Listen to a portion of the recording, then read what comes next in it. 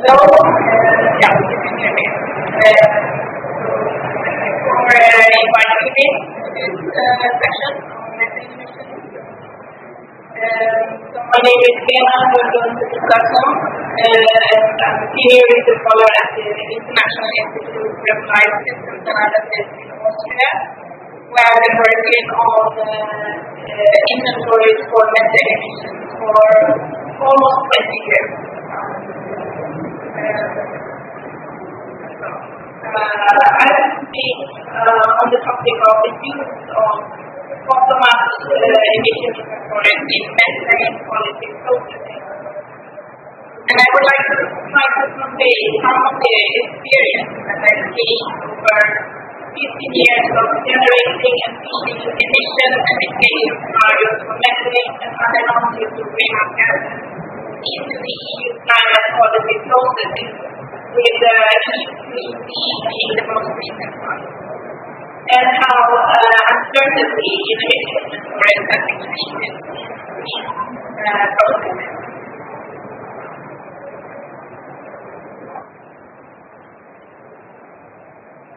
So you may know that in the EU climate policy, carbon dioxide emissions from stationary sources are covered under the EU's emission trading system.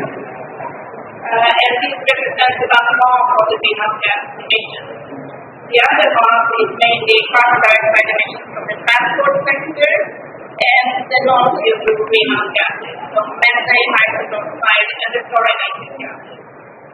These emissions are addressed through the effort sharing regulations, which sets legally binding reduction targets for every EU member state.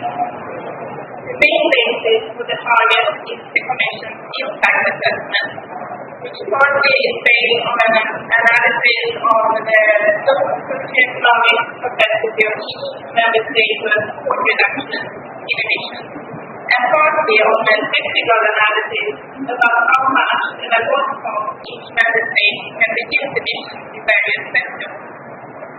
And for the technical analysis of the non-CO2 reduction, IATA's AIMS model has been used repeatedly for the EU climate policies over the years.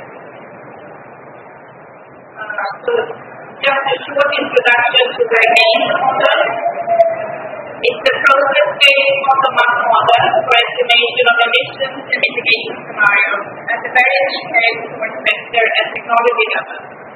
It covers both air pollution and greenhouse gases, and the resolution is unrelated to countries and regions, adding up to the global level, and spanning over 1990 to 2050 in 5 years intervals. It identifies about 800 source sectors and about 2,000 mitigation technologies and mitigation strategies. It has been mostly used since the 1990s to see similar analytical results in European air pollution policies under the UNEP Convention on Automation and Boundary Air Pollution, as well as for air pollution strategies in Asia, for example in China and Vietnam. We also frequently contribute bottom-up emission estimation scenarios to climate models in Earth models in support of scientific processes to better understand emission sources by reconciling bottom-up emission estimates with top-down and comparing measurements. also these emission scenarios into several UN assessments, like the global methane assessment that was published last year, and also follow-up this year. So an important factor for fast action on methane emissions is that the targeted stakeholders agree on a common set of information. This is particularly important when addressing methane emissions, because these are much more uncertain than the carbon dioxide emissions from fuel use, which can be relatively easily estimated if you know the carbon content of the fuel. But such a simple relationship does not exist for methane, which is formed under certain conditions in very many different natural and human processes. The best would of course be if we directly and continuously monitor methane emissions from all source sectors, but we are still very far from having the technology for that, even if the development of satellite technology has taken us one step closer. The next speaker will talk much more about this. So the best we can currently do to gain insight into sector level emissions is through bottom-up emission inventories. For example, the national inventory report submitted every year by countries to the UNFCCC. So to support comparability across countries and sectors, you're probably familiar with that these inventories use the methodology outside the IPCC guidelines. And depending on data availability, countries can choose to report at tier 1 to tier 3 level. However, for methane, the IPCC methodology allows for a very wide range of flexibility in assumptions, which makes it hard to compare emission information from countries and sectors. And this becomes a problem for a regulator position to gain acceptance for legally binding emission reduction targets for different stakeholders, such as countries. Generating objective and consistent emission inventories, as well as consistent estimates of future emission mitigation potential, is the role of process-based bottom-up emission assessment models like SCALE and used in policy processes. So what are the models? The general framework is very simple. It's emissions, it's activity data, time, and emission factor. And the activity data is usually taken from different international statistical databases, while the emission factors are derived internally in the model and are determined from several layers of information that identify different medium and time-specific factors that affect emissions. So here are these three different layers that would be very important for the methane emissions. The first layer would be the physical factors, so the differences in country-specific differences in climatic or geologic conditions. And the second layer would be the technological setup, so differences in how good the current technology is in controlling emissions, and to what extent emissions can be reduced if the technology is improved and at what cost. And the last one is the differences in human behavioral and operational practices. So, for example, for methane emissions from oil production, they depend on geological factors determining, for example, how gassy the certain field is, but also whether the technology used is good at detecting and minimizing emissions, as well as the operational decisions about how much of the associated gas to recover and repair.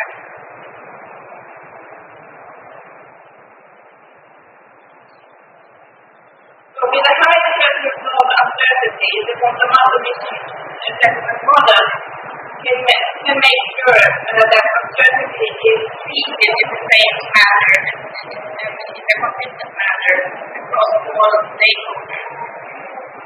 Assumptions are documented and shared with country and industry experts in a transparent manner through a consultation process. during which assumptions are refined in response to discussions with stakeholder experts. And in the end, stakeholders should be able to trust that despite uncertainty, they have at least increased fairness in the process. But to gain that trust, it's very important that the models are detailed enough in terms of sectors, technologies, and other factors, so that they can reflect the most important country-specific differences in the best way. At least it has been a model that has for decades been used successfully for allocating national climate and air pollution reduction targets in Europe. I recognize that transparency concept of multi-regional agreement may likely include a lot of new challenges. But I still think it's an important lesson to share, which possibly can be built upon further. Thank you very much.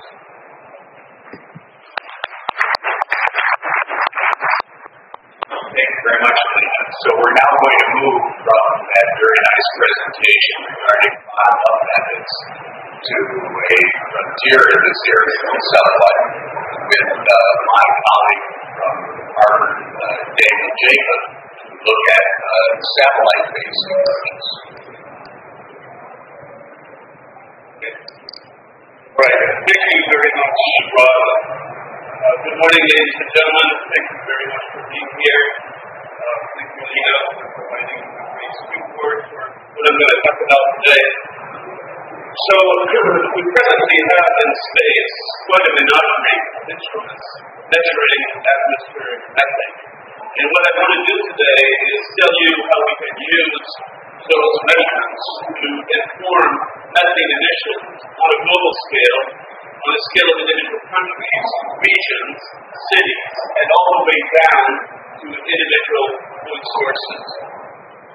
The start of our show is going to be the Troponi instrument that has been generating continuous data since 2018. Now, Troponi, just like all other instruments that I will be talking about, measures methane by looking at solar backscatter in their shortwave infrared. So, like I'm showing you here in this little diagram, what you are looking at is solar radiation that comes down through the atmosphere and reflected from the surface, comes back to the satellite, and that you can measure the absorption of methane along the line of sight and deduce the total methane atmosphere column. Now, in order for this to work, you need three things. First of all, you need the sun to be on. And so you cannot make measurements at night. You cannot make measurements over polar regions during the winter time. You need to have no clouds in the way, so you're limited to clear sky. And you need to have a fairly reflective surface, which means in particular that you cannot observe readily over the ocean. So what I'm showing you in the bottom left is 3 months of Troponi data for December, January, February, and you can see elevated values over China, over India, over Central Africa, sources that are associated with human activity. You also see that we don't have any data in the Arctic because it's winter time, and you don't have much data over the Amazon, which is very interesting because you have wetland sources, but it's always cloudy there. So you can say, okay, well, I can look at January. Yeah, I had to have summer, northern hemisphere summer. So June, July, August, it's and now we can see the Arctic. So we can see the Arctic in summer. We still have a hard time seeing the Amazon because it's always cloudy there. But now with Troponi, we can zoom into much higher resolution. So in the bottom right, what I'm showing you here is observations of the Permian Basin, which is the largest U.S. oil field. And you see 1 day of observation, just a sample day, showing very noisy data and also a lot of cloud cover that prevents you from observing. But if you average over a month, you see a much smoother distribution, and you see hotspots that are associated where the oil production is taking place. Okay, so from this, we're measuring atmospheric methane in very interesting ways, but how do we relate this? Well, this is where Enostalk is providing a perfect setup. because what we're going to be doing with the satellite observations is evaluate and try to improve the bottom-up emission inventory that Chichi was talking about, and which provide them fundamental tools for methane policy because they relate emissions to processes. But as Nina pointed out, they have large uncertainties. All right. So if we start off from some bottom-up inventory, and here I'm showing you the EDGAR methane, and we throw in satellite observations. So satellite observations are of methane concentration. They're not of emissions. So how do we get from the concentrations to the emissions? The way we do this is we go back to the bottom-up inventory, and then we use an atmospheric transport model to predict atmospheric concentrations. So predict a quantity that we can then compare to the satellite observations. So when we do this, and this is what we call an inversion, we can infer from the discrepancies between the predicted concentration and the observations what errors there could be in emissions. And this is a statistical analysis. It's called Bayes' probability theorem that some of you may be familiar with. And very important in this analysis is a characterization of errors, because you will have errors in the satellite observations, you will have errors in the atmospheric transport model, you will have errors in the inversion procedure itself, but ultimately you have errors in the bottom-up inventory, and this is what you're after.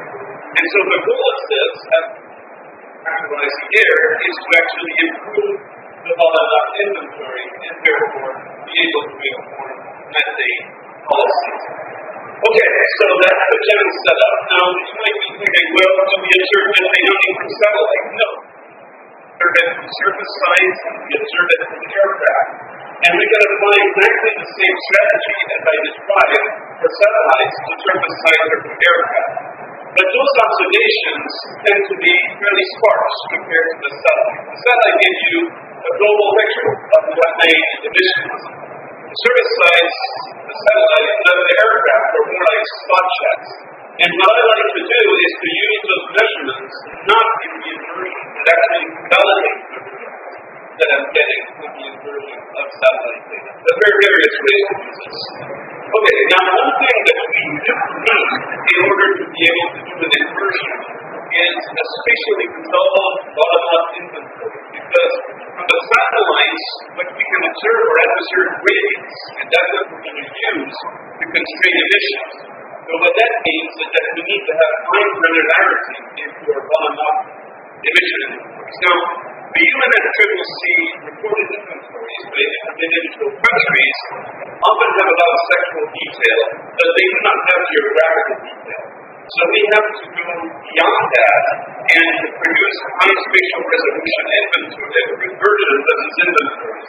And this is what I'm showing you here in the case of emissions from oil, gas, and coal, in which we take the emissions reported to the UN by individual countries, and then we map them on a 10-kilometer grid.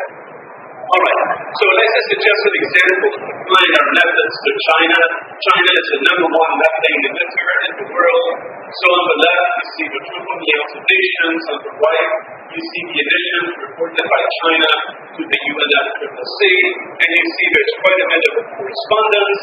But when we run this through the inversion, we find that China is underreporting its emissions by about 20%. And then we can break this down by sectors, and we find that livestock is underestimated. Interestingly, coal is overestimated. And most interestingly, oil and gas is wildly underestimated, which is something that's pretty typical, actually, in many countries around the world.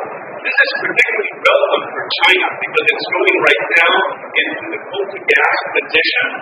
But it doesn't clean up its oil and gas sector in terms of methane emissions. The benefits from shutting down coal production might actually be offset by increased oil and gas emissions.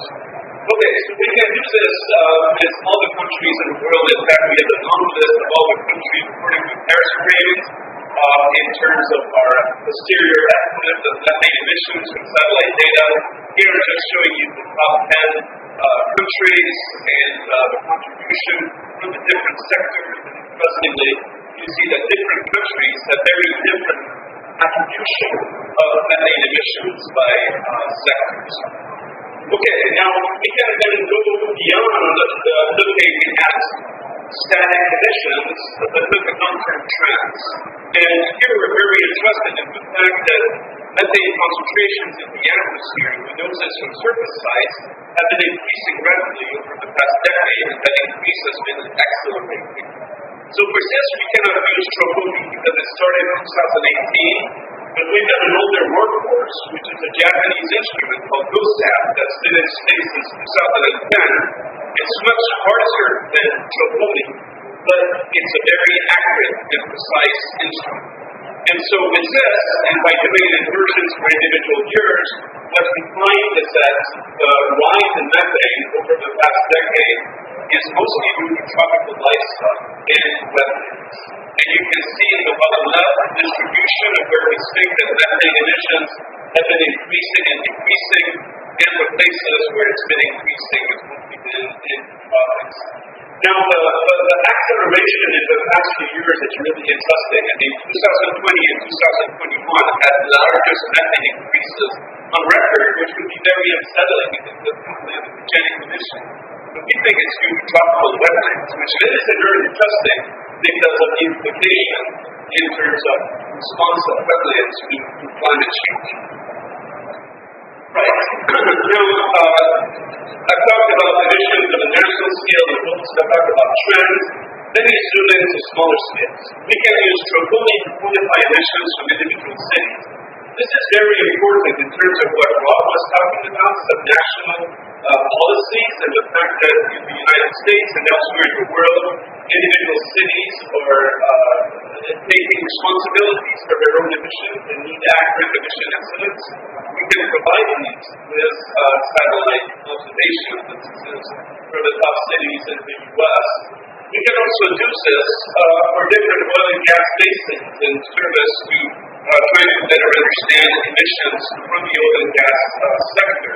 And here again, I'm showing you Tropomi observations of the U.S. and the top left, and then the correction factors for the EPA and ECCC, that's a Canadian emission inventory to the top right. What we find is that the inventories are too low in terms of oil and gas emissions. Again, that's a very general thing around the world.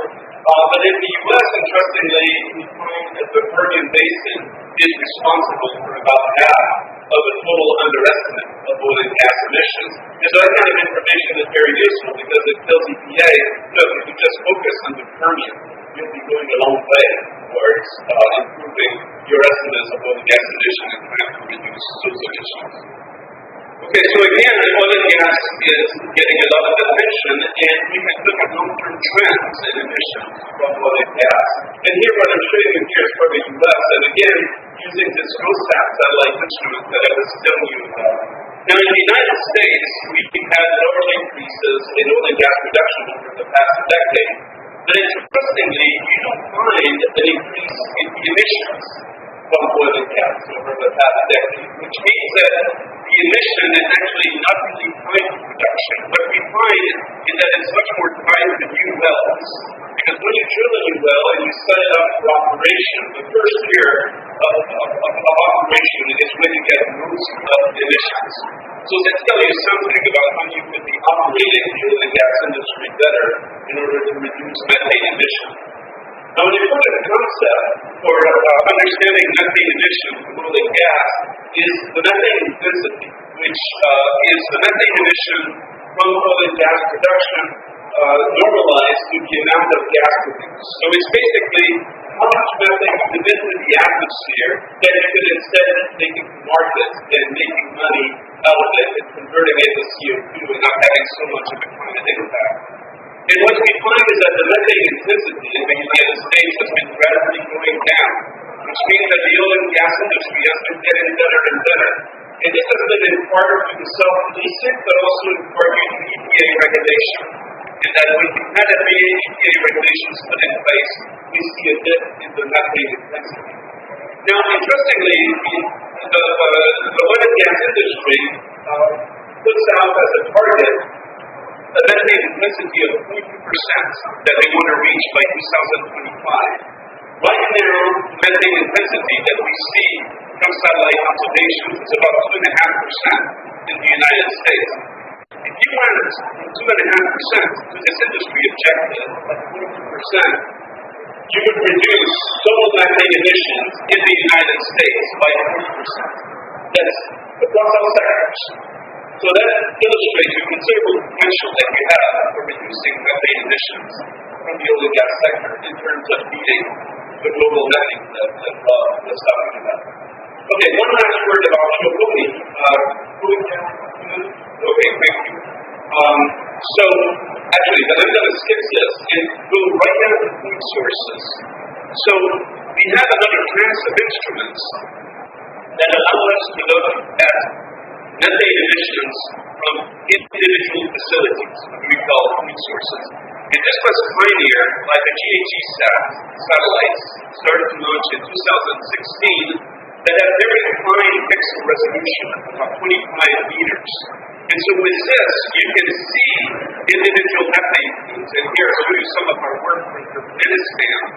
And from the observations of these methane plumes, you can deduce the emissions that are associated with those point sources, and we have pretty mature methods for doing this.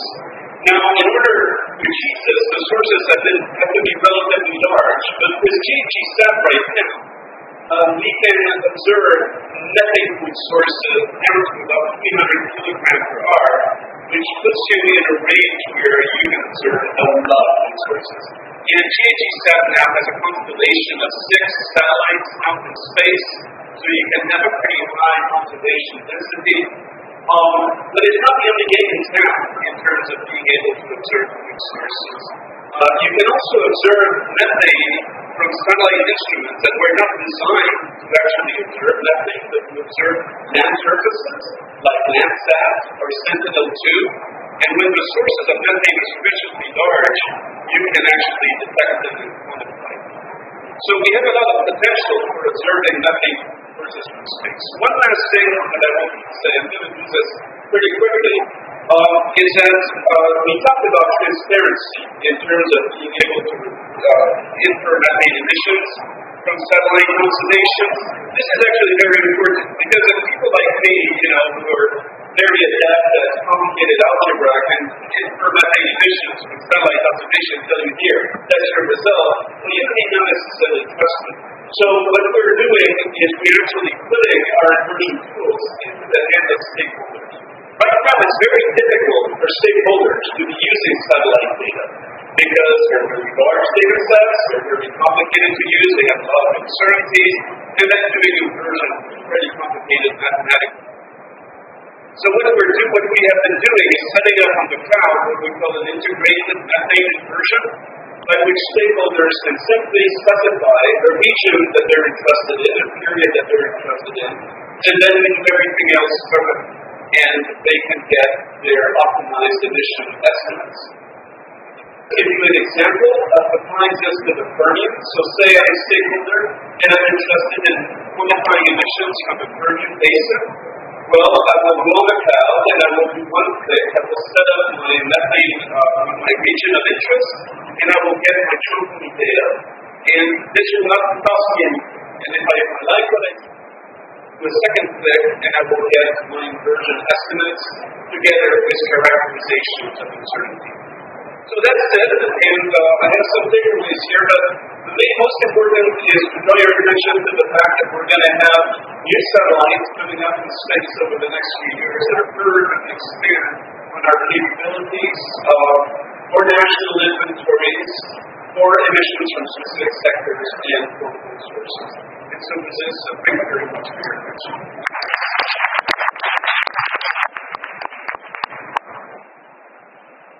Thank you, Dan, for that great overview of your work. And now, finally, we're going to turn to Daniele Augustini, who's going to offer some commentary on what he's heard from others on the panel.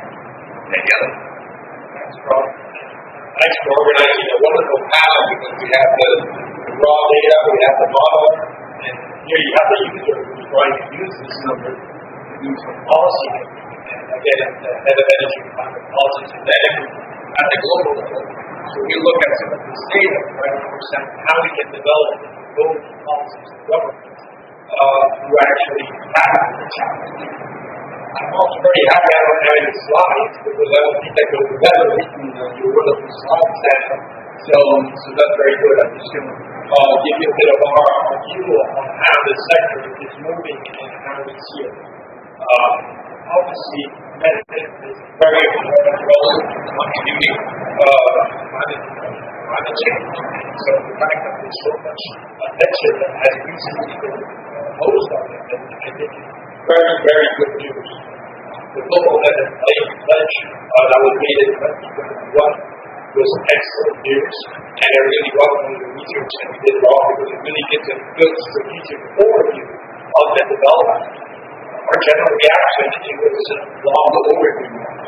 We know about the impacts of methane for a long time.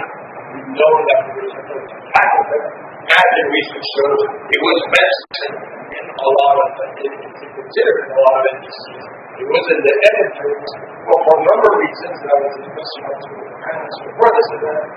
We've always been focused more on pure CO2 rather than the other GHG gases.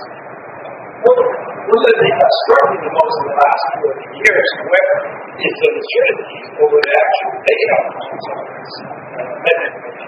The fact that we do not have real baselines, I think it's a real issue. So, for some stakeholders, it's hard to assess the ambition that these pledges have actually put out. However, the pledges look for very strong reductions, so those can only be welcome. And we're very happy to see these baselines being consolidated as we were showing, and actually see the numbers and put in place the instruments to benefit. We've seen a lot of the non-point sources type of emissions that we were mentioning earlier. However, there's a lot of the more point sources emissions that are on the table. And again, methane costs along with for us, we are a large electricity group. Still around 10-11% of our electricity generation is made from gas. We also sell some gas to our customers. However, we have goals of zero gas by 2040. So we're really looking at how we can reduce these emissions, not only in our electricity generation plants, but also along the supply chain to bring the slow-free emissions. That's why some of this monitoring, some of the satellite data, some of the monitoring is very important to us to better assess how we can tackle these emissions and slow-free and make sure that by 2040 they're going to reach zero.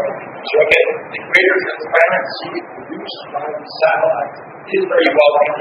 I was recently reading on Bloomberg most recently last spring that some of the satellite data actually managed to expose the fact that in June 2021 there were leaks from the Gazprom network of almost 400 BCMs tons per hour. Sorry, 400 metric tons per hour.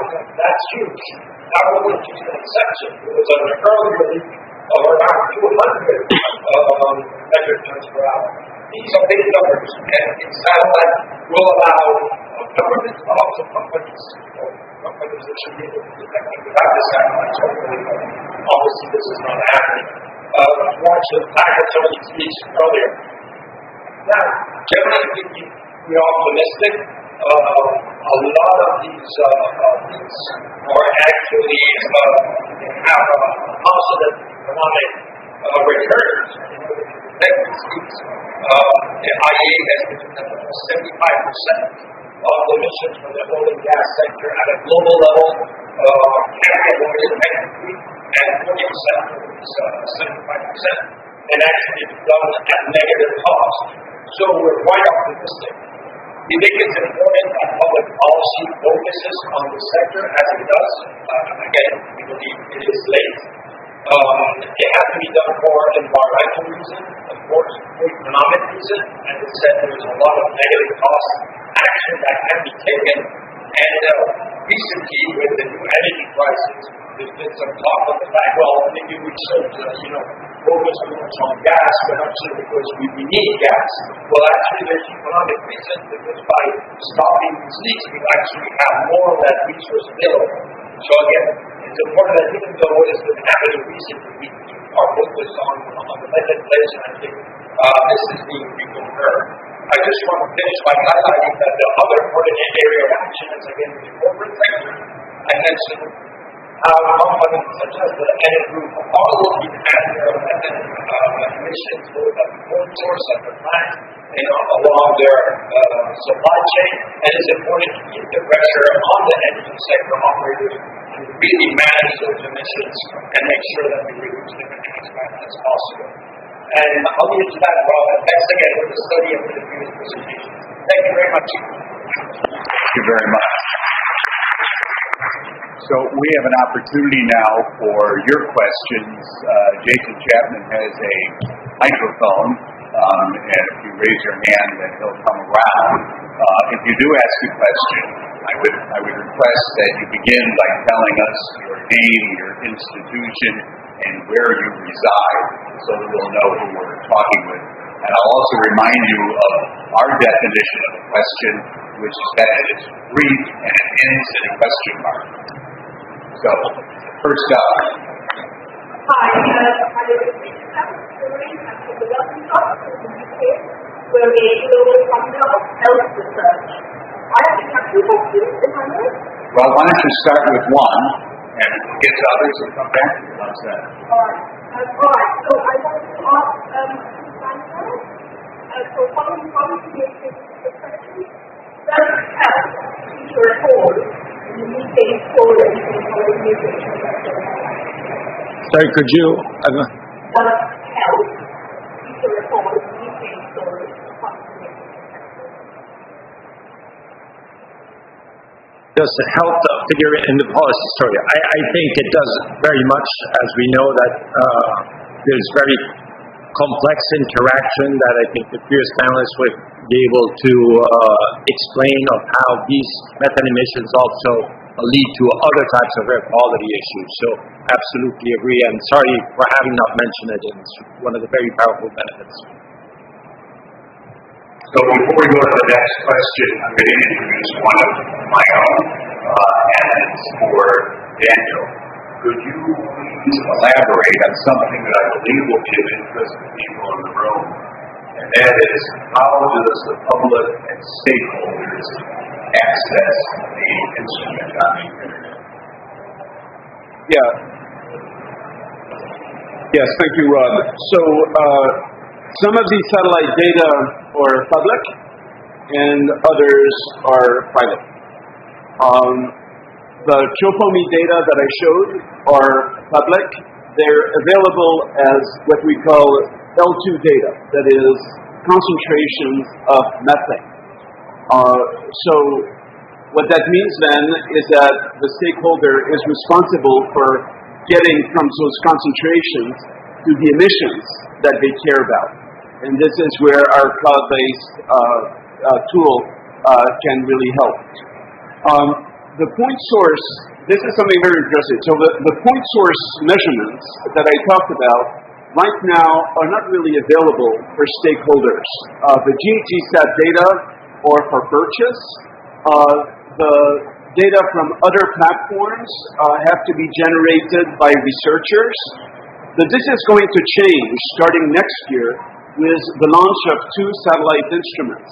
Carbon Mapper, which is from the company that's called Planet, working together with the University of Arizona, will provide global point source information in which the point source rates in kilograms per hour will be published, will be made available to the public continuously. And then the Methane Sat instrument that's going to be launched by EDF next year, focused on oil and gas operations, is going to be doing the same. That is, reporting directly emissions to stakeholders. So the landscape here is going to change quite a bit in coming years in terms of accessibility. Great, thank you. And your question, please. My name is Gabrielle. I'm Chief Scientist for the Institute for Governance, sustainable development in Washington, D.C.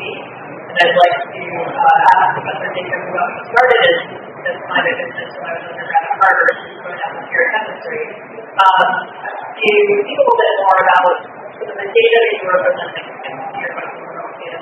And in particular, you mentioned a 40% reduction in potential in the U.S., and so you can elaborate on that, but also how the tools that you've shown us can be used with the new updated EPA regulation, which defines the third particle for super emitters defined at 100 kilograms per hour, I believe. And how many of these tools will be able to detect that and that threshold and the other tools around it, and how that can be better operationalized. Do you have any guidance based on the technology for third parties? Yes.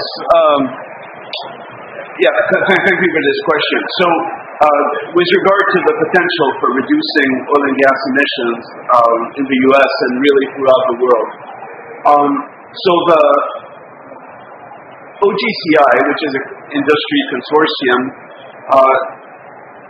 has a target of 0.2% for methane intensity, and they've come up with that target on the basis of engineering models and assuming an industry that is working in a very efficient way. What we find, and we're not the only ones finding this, is that the methane emissions right now are like an order of magnitude higher. So you might say, well, that's not very good news. On the other hand, it means that there's tremendous potential identified by industry itself for decreasing methane emissions by a considerable amount. And so if you go from this 2.5% that I was talking about to 0.2%, this is where you get 40% of total anthropogenic methane emissions, not just from oil and gas, for all the sectors. So making a major contribution towards meeting the global methane pledge.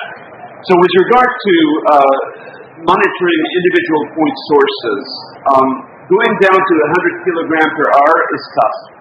You can do this when the surface is favorable, when the meteorological conditions are favorable, but I'm much more comfortable with giving a 300 kilogram per hour threshold. And below that, you really have to go down to aggregates or maybe forget about satellites and instead use aircraft remote sensing that will allow you to go to lower thresholds. But I would say that even 300 kilograms per hour allows you to net a large contribution of point sources to total methane emissions.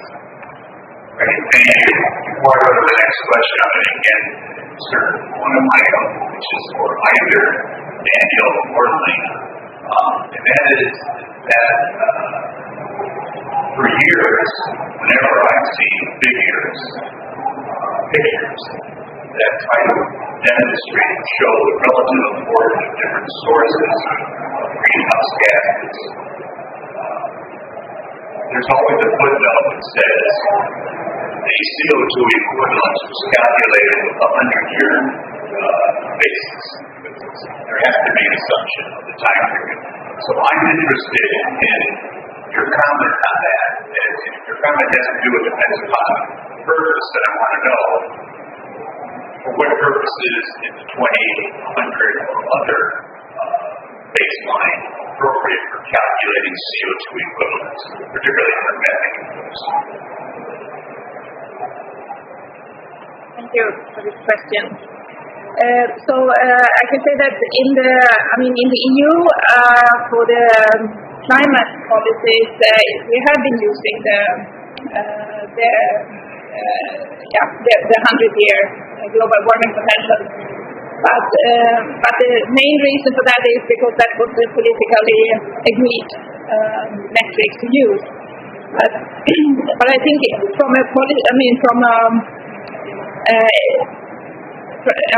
the point of view that you actually want to achieve reduction in global warming, I think it makes much more sense to use a much shorter time frame. So giving methane a much stronger weight in this basket because of the importance of reducing methane, in particular in the shorter term. So Daniel, did you want to answer that? Or?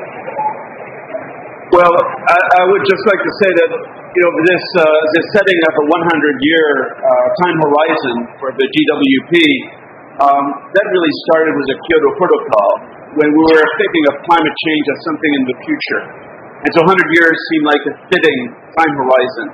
100 years is still a pretty good time horizon when we think of sea level rise and what kind of planet we're going to leave to our great grandkids. But if we're thinking of the 1.5 to 2 degrees of danger, then this is over the next decade or two.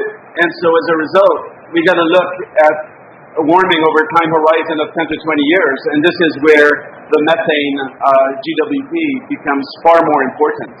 And this is where you get a number of 80 or more. Thank you. That's extremely important. Yes, sir, please. Jim and the climate director for a nominal appropriation found that the request of the UN Environment Program in 1974 to advance environmental and social problems of the atmosphere. And Professor David, I really like your insights on the IRA and the provision within that for helping to take action with third parties identifying. Do you have any insight for us about the mechanism to apply that to bring to the third parties before they do and who might enforce the requirements So there isn't information that I can convey to you because the information is not yet available. It's an issue of great concern, both to those in the environmental advocacy community and grassroots organizations which are eager to get started, and to people in the oil and gas industry that are concerned about what the reliability and therefore the mechanism of calibration of monitoring will be. But the information is not yet there. What was released from EPA was several sentences, but the best I can say is it's forthcoming. Before I go to another question, I want to raise one again with the panelists. This is, I guess, for Lena and Daniel again. I'm curious, you produce these estimates either bottom up or from satellite inversion of emissions for particular geographic areas, and sometimes for particular sectors or companies, perhaps. What's the reaction of countries or sectors to your estimates? So as I explained, we have been doing this in the process of the European climate policy, and I can say that so we have these consultation processes with that the Commission sets up on the emission estimates that we have done, and the immediate reaction from country experts is the first reaction is usually no, you are completely wrong because it's not the same as we have reported to UNFCCC. And then we start digging into each sector and into each assumption, and as experts to experts. And then usually we can conciliate these kind of differences, understanding. They gain an understanding for that our role is to come up with consistent estimates for all the countries, which means that we cannot reproduce exactly what countries have produced, because they have been using very different assumptions that are not always based on actual data underneath. For example, leakage rates. Sometimes they are just assumptions out of lack of information of actual measurements. And then we try then to, because for a given technological and so on setting, we use the same assumptions. And usually then we come to common understanding on the emissions, and they accept them also that our estimates are different, as long as they are consistent with everybody else. Daniel, do you have anything? Not a whole lot to add. I would like to say that the biggest problem I think we have right now in trying to connect top down and bottom up is to bridge a communication gap between the two communities, and it's very difficult. The bottom-up inventory people tend to feel like the top-down estimates are not really addressing their needs in terms of being able to relate emissions to processes, and that's a fair criticism. But when the top-down estimates tell you that the inventories are wrong by a factor of 2 or more, it should really spur the bottom-up inventory developers to try to figure out what's going on in their inventory that needs to be improved. And this I have found to be a rather risky process so far. I would like to see it improve. To comment on that, because we work a lot, feed these bottom-up inventories into a lot of inverse modelers, so trying to reconcile top-down with bottom-up. And this is something that we also as bottom-up modelers learn a lot from. And have been this kind of validation process of and then this information of course then feeds into improving also the bottom-up emission inventory. Thank you. In the back of the room. So I was from Bogota, for the developer in Australia, and my question is mostly around the modeling using platform applications. I understand that there might be some limitations to the measurement, maybe communication of the methane and stuff from satellite, and if I don't think low concentration compared to oil and gas measurement, what would be the satellite application to a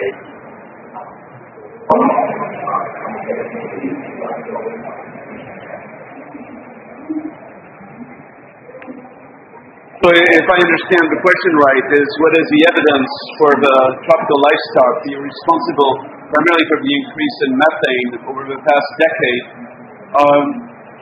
One thing that we can see from satellite, but also from observations at the surface, is that the tropics are leading the methane increase. That is, you see the methane increase happening in the tropics, and then you see the higher latitudes catching up. So that tells you that the rise in methane is driven by the tropics. We also see from isotopic measurements that the biogenic source of methane seems to be the one that's responsible for the increase. So that brings you to tropical livestock and wetlands. Separating tropical livestock and wetlands is something that's rather difficult to do. We do know that livestock numbers have been going up a lot over the past decade in the tropics, in part because of change in diet and increase in population. And so it kind of makes sense that this source would be increasing. More tantalizing is the possibility that wetland emissions may be increasing right now as a result of climate change. Add a comment on that, and that is that there is another biogenic source that has increased a lot in the tropical areas, and that's waste and wastewater generation, and that would also give a biogenic signal. So, and I think this is something, the waste, the livestock, and the wild and the wetlands, that is not fully understood yet exactly where it is coming from. So before we go to the next questioner, I wanted to ask, and again this is for David, can you say something about the reliability, the precision, and perhaps the degree of systematic bias in the approaches you use, respectively, the bottom-up and the satellite-based inversions?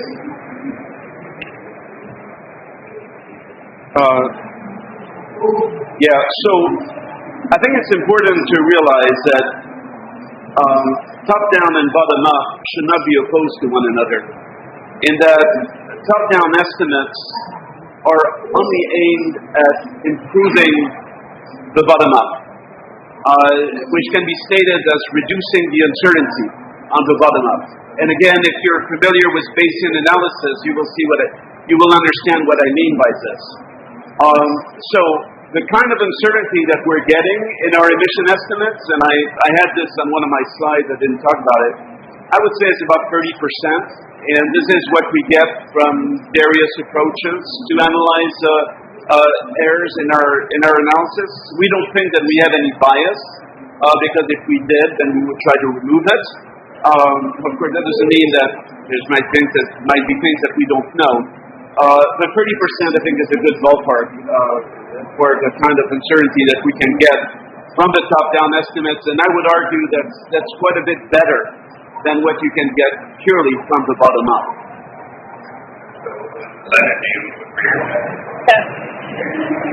So your question, please.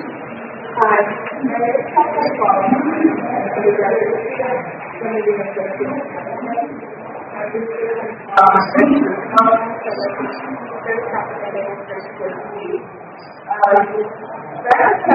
But I have one here.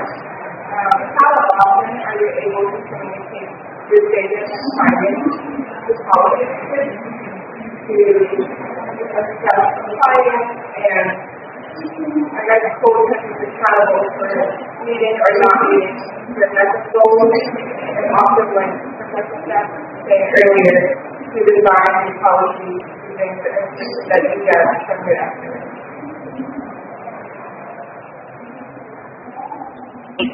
How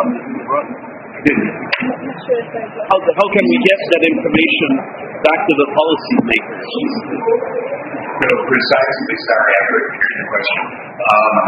But now that I understand it, I can tell you that a major element of the project that we have taking place in Harvard, and perhaps more importantly in London, is potentially coming up with proposed very large initiative on methane. Is to be made available and be a publicly accessible platform of the results. But beyond that, we're going to be active, not passive.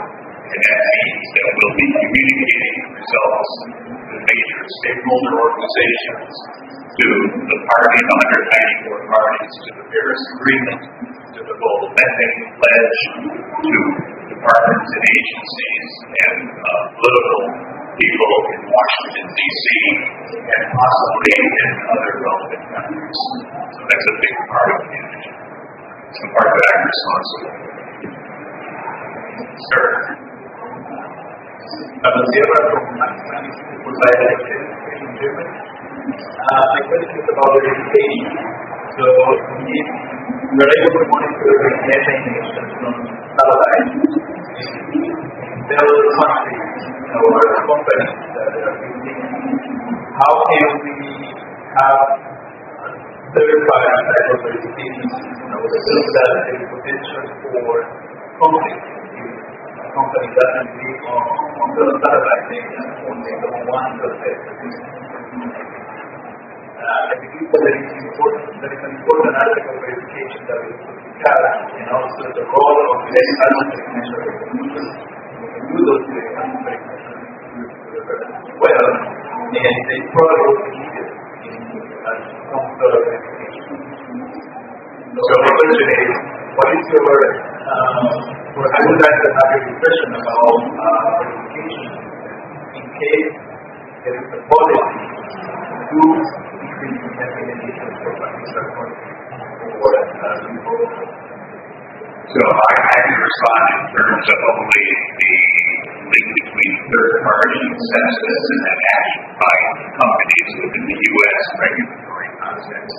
That is one of the elements that was specified last week or the week before is a provision still to be fully spelled out, of course, that if there are credible third-party assessments indicating significant emissions, that then the company having ownership of that particular source will be required to address it and take action.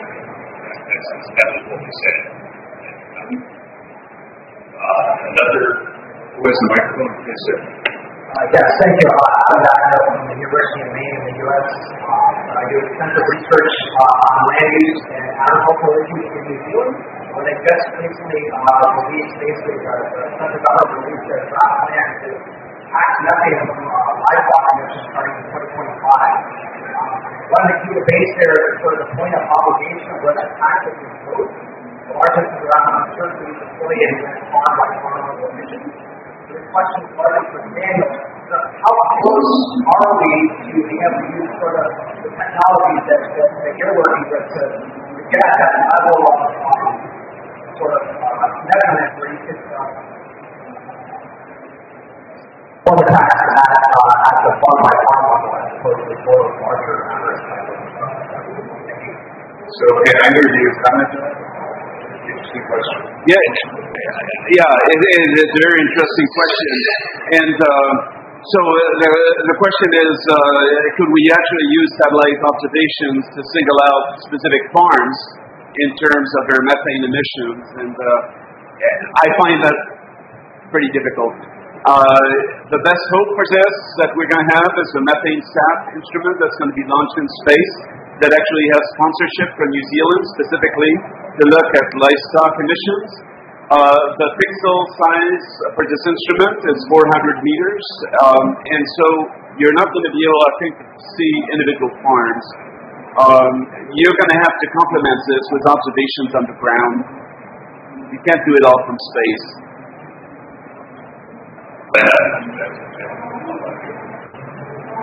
But I could just comment on, well, from a policy point of view, it is, of course, very difficult to verify if you are basing a tax on the basis of emissions in this case. So it will always be a question whether you have,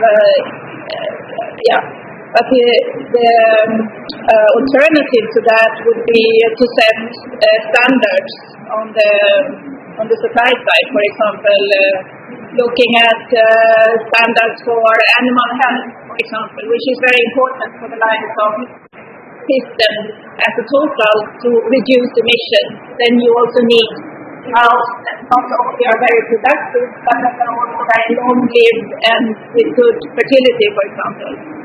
And you can put standards for that and achieve emission reduction. But it's a different approach then.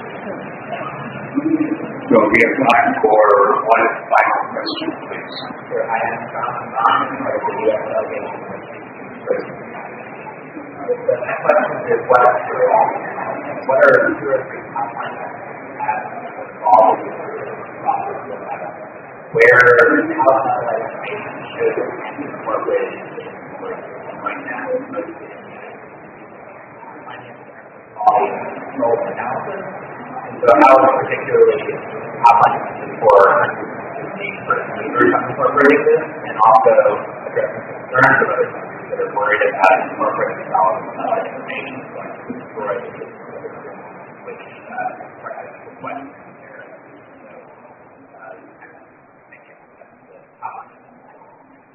So I'm going to broaden the question a bit so that all three of you can respond and just ask, what's your one most prominent takeaway message that you think is important that the negotiators, people inside the plenaries, that the negotiators hear about Methane? One takeaway message. I'm going to start with you, Lennon. Is that okay? We'll go down the line. I think my takeaway message would be that it is, despite the high uncertainty in emission estimates, it is possible to move forward with policies. And in particular, it's very important to treat this uncertainty in a consistent manner so that the stakeholders that are targeted with the policies can actually feel that they are reasonably fairly treated in the process. Yeah, I mean, my takeaway on this is that policymakers should not be allowed to ignore the top-down information. And we have community initiatives among the atmospheric chemistry community to assess our errors in our top-down estimates. And when we find that our top-down estimates are very different from the bottom-up inventories reported to the UNFCCC, then I think there should be a mechanism, there should be a policy mechanism to say to the individual countries, well, you got to do something about it. You got to revise your inventories based on that information. I would completely agree with that. We really need to learn to use these new tools to interpret the results, to accept uncertainty that are also very much associated with some of those bottom-up approaches there as well. And when there's incompatibility, to make sure we understand if there's something more substantial going on and figure it out. But we should definitely make use of these new satellite and the new digital tools. So with that, just to say thanks to all the panelists, thanks to all of you who offered questions, great questions actually, so thank you very much for that. Thanks to the government of Mexico, thanks to the NL Foundation for co-sponsoring this session together as part of the project on climate agreements. Remember, if you'd like to be added to our distribution list, our mailing list for research from Harvard on these and related topics on climate change and methane, then please give a business card to my colleague Jason Chapman, who's over at the door right now. I wanted to take note of the fact that if you are really interested in methane, there is another session which you may or may not be aware of that will interest you. The title of the session is Measuring Up to the Methane Challenge. It is today from 3 o'clock to 4:30, and it's 1500 to 1630 hours, and it's taking place in the IETA Business Hub. And my colleague, Mr. Daniel Jacob from Harvard, is going to be on that panel as well. So finally, thanks to all of you for coming. I hope you continue to have a productive and even enjoyable time at COP27. Thank you.